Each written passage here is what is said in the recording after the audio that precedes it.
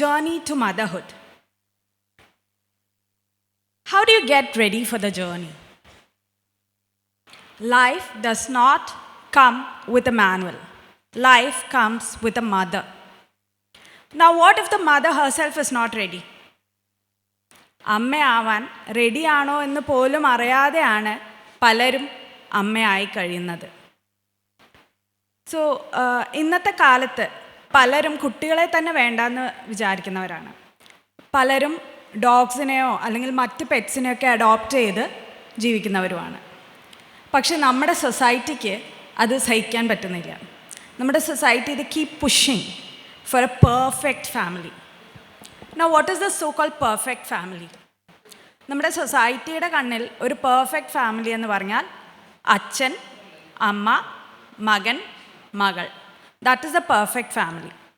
2 ആൺകുഞ്ഞുങ്ങളാണെങ്കിൽ ഒരു പെൺകുഞ്ഞും കൂടി വേണ്ടേ എന്ന് ചോദിക്കും. എൻ്റെ ആദ്യത്തെ മകനെ എൻ്റെ ആദ്യത്തെ പ്രസവത്തിൽ ഒരു മോനായിരുന്നു. അത് കഴിഞ്ഞ് ഉടനെ ആൾക്കാർ തുടങ്ങി അടുത്ത ഒരു മോളെ കൂടി വേണ്ടേ എന്ന്. C that is a personal choice and a personal preference. And നമ്മുടെ സൊസൈറ്റി എന്ന് പറയുമ്പോൾ നമ്മൾ തന്നെയാണ്. So we should learn to give the family the freedom. And more important, education. More than freedom, education to choose what and when. To choose whether to have a child or a dog or nothing.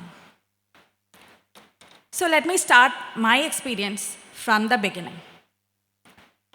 എൻ്റെ pregnancy, I was very naive.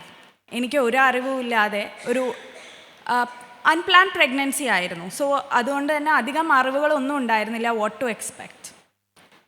So എൻ്റെ in fact pregnant ആണെന്ന് അറിയുന്നതിന് മുൻപേ തന്നെ ഞാൻ ഭയങ്കര vomiting ആണ് തുടങ്ങിയത്.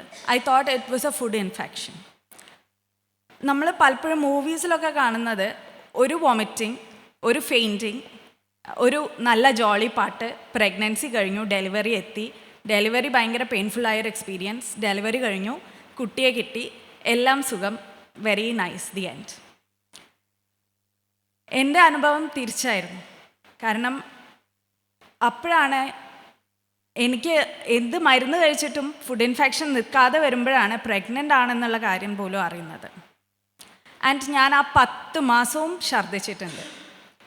മോർണിംഗ് സിക്നെസ് എന്ന് അതിനെ വിളിക്കുന്നുണ്ടെങ്കിലും മോർണിംഗിൽ മാത്രം നിൽക്കുന്ന ഒരു സിക്നെസ് അല്ല അത്. അതിന് തന്നെ പല എക്സ്ട്രീംസ് ഉണ്ട്. എൻ്റെ 2 പ്രഗ്നൻസിയിലും തന്നെ ഡിഫറെൻ്റ് ആയിരുന്നു. ഫസ്റ്റ് പ്രഗ്നൻസിയിൽ എനിക്കൊരു 2 മാസത്തോളം എന്തെങ്കിലും കഴിക്കാൻ പറ്റിയ ഒരവസ്ഥയുണ്ടായിരുന്നു. പക്ഷെ സെക്കൻഡ് പ്രഗ്നൻസിയിൽ എനിക്ക് ഒന്നും തന്നെ കഴിക്കാനോ കുടിക്കാനോ പറ്റാത്തൊരവസ്ഥയായി. ബോഡി സ്റ്റാവേഷൻ മോഡിലേക്ക് പോയി.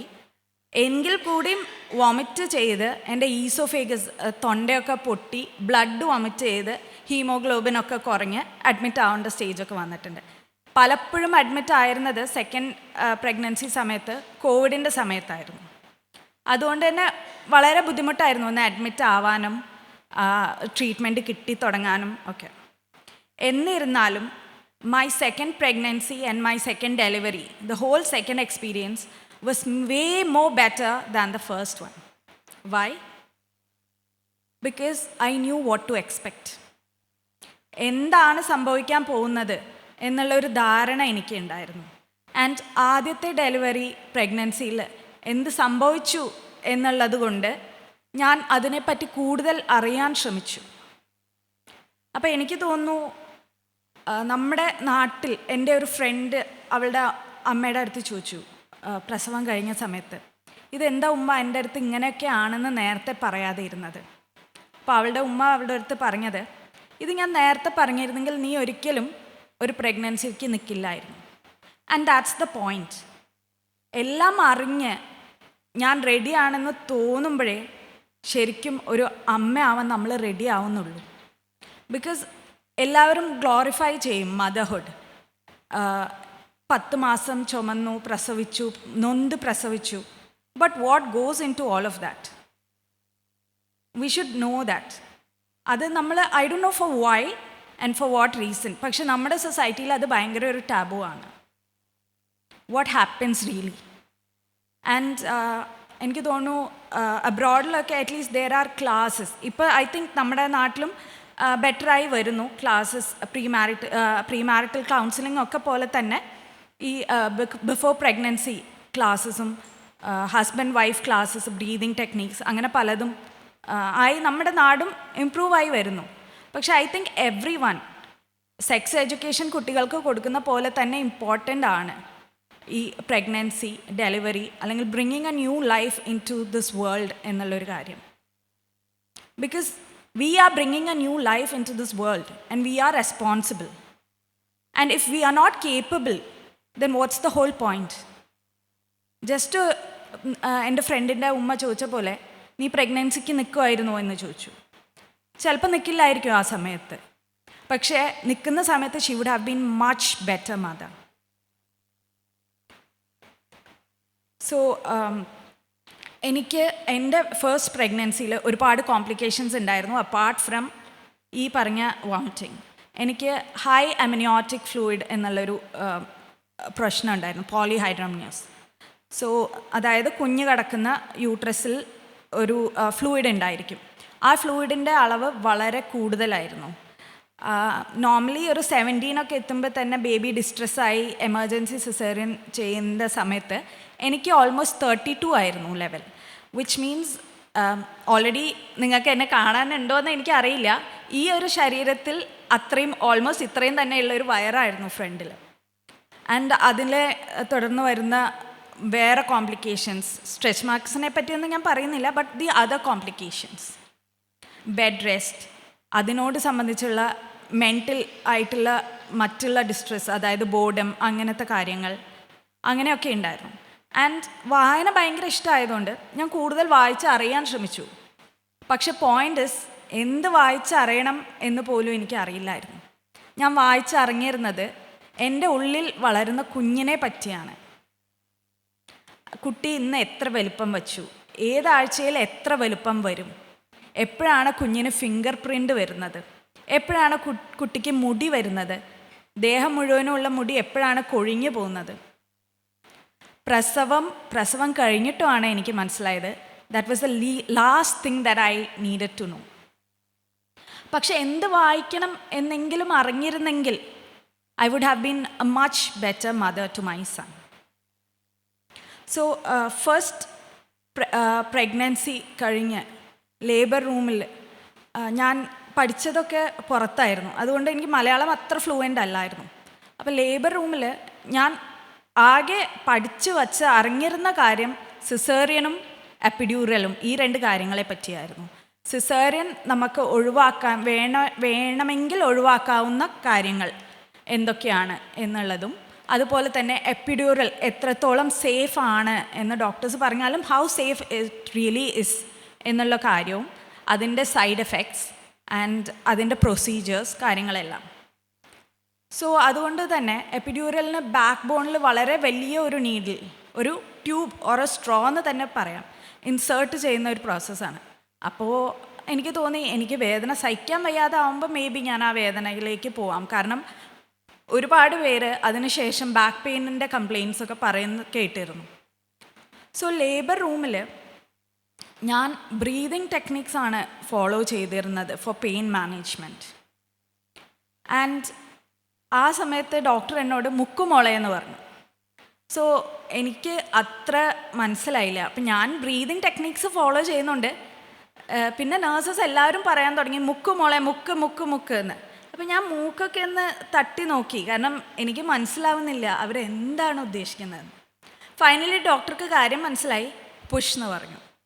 ബട്ട് വാട്ട് യൂസ്, എങ്ങനെ പുഷ് ചെയ്യണമെന്ന് അറിഞ്ഞാലല്ലേ കാര്യമുള്ളൂ. I think all this is ഒരു ലാസ്റ്റ് ട്രൈമസ്റ്ററിലെങ്കിലും ഒരു ഡോക്ടർ ഒരു പേഷ്യൻറ്റിനോട് പറഞ്ഞു കൊടുക്കേണ്ട കാര്യങ്ങളാണ്. Not that my doctor was any bad doctor or I am not giving any tax, but I think this is a society problem. ഒരു ഡോക്ടറുടെ പ്രശ്നമല്ല, നമ്മുടെ സൊസൈറ്റിയുടെ പ്രശ്നമാണ് അത്. അറ്റ്ലീസ്റ്റ് ഒരു 3rd trimester is the end. ആ ഒരു സമയത്ത് അപ്പോഴെങ്കിലും ഒരു അമ്മ അറിഞ്ഞിരിക്കേണ്ടതാണ് what is expected of her in the labour room. ഒരു സി സെക്ഷൻ കഴിഞ്ഞാൽ എന്താണ്, അല്ലെങ്കിൽ ഒരു നോർമൽ ഡെലിവറി കഴിഞ്ഞാൽ എന്താണ്. എൻ്റെ ഡെലിവറി കഴിഞ്ഞ് റൂമിലേക്ക് വന്നത് ഒരുപാട് ആൾക്കാരുണ്ടായിരുന്നു. കുഞ്ഞിനെ കാണാൻ ഓടി എത്തുന്നവരാ. ബാക്കിയുള്ളവരുടെ അമ്മ ഫോണിൽ വിളിച്ച് പറയുന്നുണ്ട് സുഖപ്രസവമായിരുന്നു. എനിക്കൊട്ടും സുഖം ഉണ്ടായിട്ടില്ല കേട്ടോ. ബട്ട് ഈ വരുന്നവർ ഒരു പുതിയ അമ്മയ്ക്കും കുഞ്ഞിനും ഒരു ബ്രസ്റ്റ് ഫീഡ് ചെയ്യാൻ ഉള്ള ഒരു പ്രൈവസി പോലും കൊടുക്കണം എന്ന് കോമൺ സെൻസ് ഇല്ലാത്തവരായിരുന്നു. അമ്മ ക്ഷീണിച്ചിട്ടാണ് വരുന്നത്. ഒന്ന് ഉറങ്ങാനുള്ള ഒരു ഗ്യാപ്പ്, കുഞ്ഞ് ഉറങ്ങുമ്പോഴേ ഉറങ്ങാൻ പറ്റൂ, ആ ഒരു ഗ്യാപ്പ് പോലും ഇല്ലായിരുന്നു എൻ്റെ ഫസ്റ്റ് പ്രഗ്നൻസി ഡെലിവറി കഴിഞ്ഞ സമയത്ത്. സോ ആൻഡ് എനിക്ക് ആ സമയത്ത് ഭയങ്കര ബേബി ബ്ലൂസ് അനുഭവപ്പെട്ടു. ബിക്കോസ് പ്രഗ്നൻസി സമയത്ത് നമ്മുടെ ഓർഗൻസ് എല്ലാം പൊസിഷൻ മാറുന്നുണ്ട്. Hormones vats and vats of hormones ആണ് പ്രൊഡ്യൂസ് ആവുന്നത്, different hormones. So all of A sudden എൻ്റെ വോമിറ്റിംഗ് പെട്ടെന്ന് നിന്നു.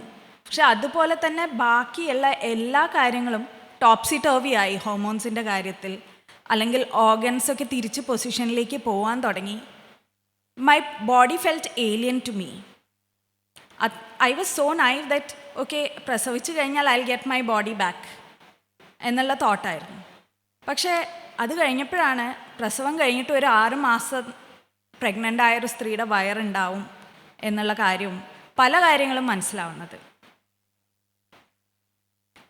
ആൻഡ് ഈ ഒരു നോർമൽ ഡെലിവറി സമയത്ത് ഡോക്ടേഴ്സ്, നമ്മുടെ നാട്ടിലെ ഡോക്ടേഴ്സ് യൂസ് ചെയ്യുന്ന ഒരു ഇൻസിഷനാണ് എപ്പിസിയോട്ടമി. ഈ എപ്പിസിയോട്ടമി പുറത്ത് അബ്രോഡിൽ it is considered an age old tradition. ഒരു ആവശ്യമില്ലാത്ത കാര്യമായിട്ടാണ് പുറത്ത് പല ഡോക്ടേഴ്സും ഇതിനെ കാണുന്നത്. I have discussed this point with many doctors. അത് കാരണം എനിക്ക് പറയാൻ പറ്റും. പക്ഷേ ഇവിടെ ഡോക്ടേഴ്സ് എന്തുകൊണ്ടോ അത് റുട്ടീനായിട്ട് ഫോളോ ചെയ്ത് വരുന്ന ഒരു പ്രോസസ്സാണ്. So being educated is very important. And ഇതുപോലെ തന്നെ ഡോല എന്ന് പറഞ്ഞിട്ടൊരു ഒരു സംഭവമുണ്ട്. That is where you get summon to help you during delivery. നമുക്ക് വേണ്ടി നമ്മുടെ റൈറ്റ്സ് അഡ്വക്കേറ്റ് ചെയ്യാൻ നമുക്ക് ഒപ്പം ഒരാൾ, അറിവും ഇതിനെപ്പറ്റി എക്സ്പീരിയൻസും ഉള്ള ഒരാൾ. ഇതെല്ലാം ഞാൻ ഒരുപാട് കഴിഞ്ഞാണ് അറിയുന്നത് പോലും. ഇനി ഇതെല്ലാം കഴിഞ്ഞ് breast feeding, that is very natural, right? What is there? But that was not the case. Lactation consultant, അങ്ങനെ ഒരു സംഭവം നമ്മുടെ നാട്ടിൽ ആ കാലത്ത് ഇല്ലായിരുന്നു. Now breast feeding even though natural, അമ്മയും കുഞ്ഞും രണ്ടും ഇതിൽ പുതിയതാണ്. And it takes time.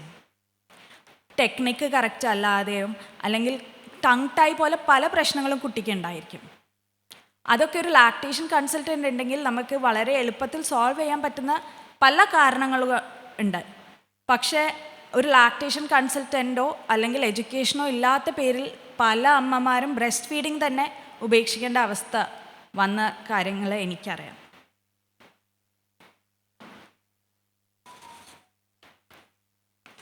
So this is about like the pregnancy and delivery. പക്ഷേ ഇനിയാണ് കഥ. നമ്മുടെ നാട്ടിൽ പോസ്റ്റ് പാർട്ടം ഡിപ്രഷൻ അല്ലെങ്കിൽ ബേബി ബ്ലൂ, ഇതൊക്കെ ഭയങ്കര ടാബുവാണ് ഇപ്പോഴും. ദൈവം നിനക്ക് നല്ലൊരു കുഞ്ഞിനെ തന്ന നിനക്ക് നന്ദിയില്ലേ? Why do you talk about being sad when you have such a good baby? That is not the case. I am not ashamed to say that I had my fair share of baby blues. Everything was new to me. എന്ത് expect ചെയ്യണം, എന്താണ് നടക്കുന്നത് എന്ന് പോലും അറിയില്ല. ഒന്ന് നേരെ ഉറങ്ങാൻ പറ്റുന്നില്ല. Obviously you will have the baby blue, not every one. പക്ഷെ ചിലർക്കെങ്കിലും ഇത്രയും ഹോർമോണൽ ഡിഫറൻസ് ഒറ്റയടിക്ക് സംഭവിക്കുമ്പോൾ it is very normal. And നമ്മുടെ നാട്ടിൽ അത് എന്തുകൊണ്ട് ഇപ്പോൾ ടാബു ആയെന്ന് എനിക്കറിയില്ല. ഇപ്പോൾ എന്ന് ഞാൻ എടുത്തു പറയാൻ കാരണം നമ്മുടെ കേരളീയ culture, especially after delivery culture എല്ലാം ഹെവിലി ബേസ്ഡ് ഓൺ ആയുർവേദമാണ്. ആൻഡ് ആയുർവേദത്തിൽ ഒരു പുതിയ അമ്മയുടെ മെൻ്റൽ ഹെൽത്തിന് ഒരുപാട് ഇമ്പോർട്ടൻസ് കൊടുക്കുന്നുണ്ട്. The first thing is that ഒരു പുതിയ കുഞ്ഞ് ജനിച്ചു കഴിഞ്ഞാൽ ആ കുഞ്ഞിൻ്റെ ചുമതല, റെസ്പോൺസിബിലിറ്റി ആ അമ്മയ്ക്കല്ല. അമ്മയല്ല ആ കുഞ്ഞിനെ നോക്കുന്നത്. അതുമാത്രമല്ല, ഈ കുഞ്ഞിനെ പാമ്പർ ചെയ്ത് നോക്കുന്നത് പോലെ തന്നെ ഈ പ്രസവം കഴിഞ്ഞ അമ്മയും പാമ്പർ ചെയ്ത് നോക്കാൻ വല്യമ്മമാരും മുത്തശ്ശിമാരും എല്ലാവരും ഉണ്ടായിരുന്നു. ഇന്നത്തെ അവസ്ഥ അതല്ല. It takes an entire village to raise a child. പക്ഷേ ഇന്ന് ആ ജോലി ഒരു സ്ത്രീ ഒറ്റയ്ക്കാണ് ചെയ്യാറ്. സോ നമ്മൾ ബേസിക് സപ്പോർട്ടെങ്കിലും ചെയ്യണ്ടേ? ബേസിക് എഡ്യൂക്കേഷൻ നമുക്ക് നമ്മുടെ കുട്ടികൾക്ക് കൊടുക്കുക എന്നുള്ളതാണ് ഇതിൻ്റെ first step. B it breast feeding, B it gifting Har gifts. ഇപ്പം നൂലുകെട്ട് പോലെയുള്ള പല ചടങ്ങുകളും ഉണ്ട്. അതിൽ ഒന്നും അറിയാത്ത ഒരു കുട്ടിക്ക് ഗിഫ്റ്റ് കൊടുക്കുന്നതിന് പകരം ആ അമ്മയ്ക്ക് ഒന്ന് ഗിഫ്റ്റ് കൊടുത്തു നോക്കൂ. She is done all the job. She needs that push. അവരുടെ കപ്പ് എം ടി ആയിട്ടിരിക്കുകയാണ്. You cannot pour out of an empty cup. All children are born equally innocent, but not all children are equally loved. And why is that? ഒരു അമ്മയ്ക്ക് ഒരു കുഞ്ഞിനെ ശരിക്കും സ്നേഹിക്കാൻ കഴിയുക എന്നുള്ളത് നമ്മൾ each one of us in the society നമ്മുടെ ജോലിയാണ്. ഒരു അമ്മ ഒരു കുഞ്ഞിനെ നേരെ സ്നേഹിച്ച് വളർത്തിയാൽ മാത്രമാണ് നമുക്കൊരു സക്സസ്ഫുൾ ഫ്യൂച്ചർ ഉണ്ടാവും, ഒരു ബെറ്റർ ജനറേഷൻ ഉണ്ടാവും. So it is, I think, our duty to be educated and to educate every child out there. And this education, I think, is a must, at least when your child decides to get married. ഒരു കല്യാണം കഴിക്കാം എന്ന് തീരുമാനിക്കുന്ന സമയത്ത് ഇതിനെ പറ്റിയൊക്കെയുള്ള education അപ്പോഴെങ്കിലും ആൺകുഞ്ഞാണെങ്കിലും പെൺകുഞ്ഞാണെങ്കിലും അറിഞ്ഞിരിക്കേണ്ടതാണ്. എന്നാലാണ് അവർക്ക് എപ്പോൾ കുട്ടി വേണോ പെറ്റ് മതിയോ എന്നുള്ളൊരു തീരുമാനം എടുക്കാൻ പറ്റൂ. അവരെന്ത് തീരുമാനം എടുത്താലും അതാണ് ബെസ്റ്റ്. കാരണം കുട്ടിയെ നോക്കാൻ വയ്യ എന്നൊരു മെൻറ്റാലിറ്റി ഉള്ള ഒരു സ്ത്രീ കുട്ടിക്ക് ജന്മം കൊടുത്തിട്ട് എന്താണ് കാര്യം? സാറ് പറഞ്ഞ പോലെ 24-25 തവണ കുത്താൻ, മറ്റൊരു മനുഷ്യനെ കുത്താൻ സാധിക്കുന്ന വേറൊരാളെയാണോ നമുക്ക് ആവശ്യം? The answer is all love. If the mother is empty, how can she pour love? Love കിട്ടാതെ ഒരു കുട്ടി എങ്ങനെ മറ്റ് ആൾക്കാരെ സ്നേഹിക്കും? And it all comes back to this one thing, being educated about it, knowing what to expect. എൻ്റെ രണ്ടാമത്തെ delivery comparatively easier ആയിരുന്നു. എല്ലാവരും എന്നോട് ഫസ്റ്റ് ഡെലിവറി സമയത്ത് പറഞ്ഞു, സെക്കൻഡ് ടൈം ഇനി നിനക്ക് കുഴപ്പമൊന്നും ഉണ്ടാവില്ല. That is not because of the experience, that is because I knew what to expect. എന്താണ് എക്സ്പെക്റ്റ് ചെയ്യേണ്ടതെന്ന് എനിക്കറിയായിരുന്നു. അതുകൊണ്ട് എൻ്റെ സെക്കൻഡ് ഡെലിവറി കഴിഞ്ഞ സമയത്ത് ഞാൻ തപ്പി പിടിച്ച് ഇവിടെ ലാക്ടേഷൻ കൺസൾട്ടൻറ്റ്, കംപ്ലീറ്റ്ലി ലൈസൻസ്ഡ് ഒരു ലാക്ടേഷൻ കൺസൾട്ടൻ്റ് അല്ലെങ്കിലും she is licensed enough. So I went and met with her. അവരായി സംസാരിച്ചപ്പോഴാണ് ഞാൻ എൻ്റെ മോനെ ഒരു 2 കൊല്ലത്തോളം ബ്രസ്റ്റ് ഫീഡ് ചെയ്ത മെത്തേഡ് തന്നെ തെറ്റായിരുന്നു എന്നെനിക്ക് മനസ്സിലാവുന്നത്. So my life would have been so much more easier. And ഒരു 3 മാസത്തോളം എനിക്ക് എൻ്റെ മകനെ ശരിക്കും സ്നേഹിക്കാൻ പോലും പറ്റിയിട്ടില്ല. എൻ്റെ മകനൊരു 3 മാസം കഴിഞ്ഞാണ് ഞാൻ ശരിക്കും ഒരു അമ്മയായത്. മാതൃത്വം, ഐ ഡോണ്ട് നോ ഇംഗ്ലീഷിൽ, ഐ മീൻ അബ്രോഡിലൊക്കെ പറയും as soon as you deliver oxytocin release ആവുന്നു. എൻ്റെ കേസിൽ അത് ഇല്ലാഞ്ഞിട്ടാണോ അതോ ബേബി ബ്ലൂസ് കൂടിയിട്ടാണോ എന്ന് എനിക്കറിയില്ല. ബട്ട് ഒരു 3 മാസം വേണ്ടി വന്നു എനിക്ക് ആ റോളിൽ സെറ്റിൽ ആവാൻ, എനിക്കെല്ലാം ആക്സെപ്റ്റ് ചെയ്യാൻ. എൻ്റെ മോളുടെ കാര്യത്തിൽ എനിക്ക് ആ പ്രശ്നം ഉണ്ടായിട്ടില്ല. And even today I regret. എൻ്റെ മോനും എനിക്കും നഷ്ടമായ ഒരു 3 മാസം അതൊരിക്കലും തിരിച്ചു കിട്ടില്ല. ആൻഡ് അത് ആ കുട്ടിയുടെ ലൈഫിലും എൻ്റെ ലൈഫിലും ഈക്വലി ഇമ്പോർട്ടൻ്റ് ആണ്. സോ മദേഴ്സ് ഡേ ആയിട്ട് നിങ്ങളുടെ അമ്മമാർക്ക് അല്ലെങ്കിൽ നിങ്ങളുടെ കുഞ്ഞുങ്ങളുടെ അമ്മമാർക്ക് മാത്രം ഗിഫ്റ്റ് വാങ്ങിക്കൊടുക്കുക അല്ലെങ്കിൽ വിഷ് ചെയ്യുക എന്നുള്ളത് മാറ്റി every mother out there and every lady capable to be a mother, അവരെയാണ് നമ്മൾ സെലിബ്രേറ്റ് ചെയ്യേണ്ടത്. And every family has the right to choose. Let them choose to have a pet. You don't have to give birth to be a mother. Anyone can be a mother. And you necessarily do not have to give birth to not, a mother cannot be a mother just because she gave birth. എനിക്ക് തോന്നുന്നു 2 years ago അമ്മ സ്വന്തം കുഞ്ഞിനെ പാറയ്ക്ക് എറിഞ്ഞു കൊന്ന കഥകളും എല്ലാം വായിച്ചിട്ടുണ്ട്. Just because you give birth you are not a mother. Maybe എൻ്റെ കാര്യത്തിലുണ്ടായ ആദ്യത്തെ 3 മാസം I was not a mother. I am not ashamed to say that now because now I know why. So this is my humble request and I hope you all understand and share your experiences. I'm sure ഇവിടെ ഇരിക്കുന്ന കുട്ടികളുള്ള എല്ലാ അമ്മമാർക്കും പലതരം complications ഉണ്ടായിട്ടുണ്ടാവും. Pregnancy സമയത്ത്, delivery സമയത്ത്, കുഞ്ഞിനെ നോക്കുന്ന സമയത്ത്. Even you can have a burnout. Pregnancy delivery ഒന്നും അല്ലാതെ തന്നെ കുഞ്ഞുങ്ങളെ മാത്രം നോക്കിയിരിക്കുന്ന സ്റ്റാറ്റിസ്റ്റിക്കലി സ്റ്റേ അറ്റ് ഹോം മോംസിനാണ് ഏറ്റവും കൂടുതൽ സ്ട്രെസ് ഹോർമോൺസ് കണ്ടുപിടിക്കുന്നത്. കോർട്ടിസോൾ എന്നുള്ള സ്ട്രെസ് ഹോർമോൺ ഏറ്റവും കൂടുതലുള്ളത് സ്റ്റേ അറ്റ് ഹോം മോംസിനാണ്. ദിവസം മുഴുവനും കുട്ടികളുടെ ഒപ്പം ചിലവാക്കുന്ന അമ്മമാരിലാണത്. So I think we should appreciate such mothers and make sure that their cup is not empty. It doesn't take much. ഒരു കുറച്ച് മണിക്കൂറുകൾ ഒരു അമ്മ കുഞ്ഞുങ്ങളെ വിട്ട് നിൽക്കുന്നു, അല്ലെങ്കിൽ ഇനി 2-3 ദിവസം വിട്ട് നിൽക്കട്ടെ. Why make that an issue?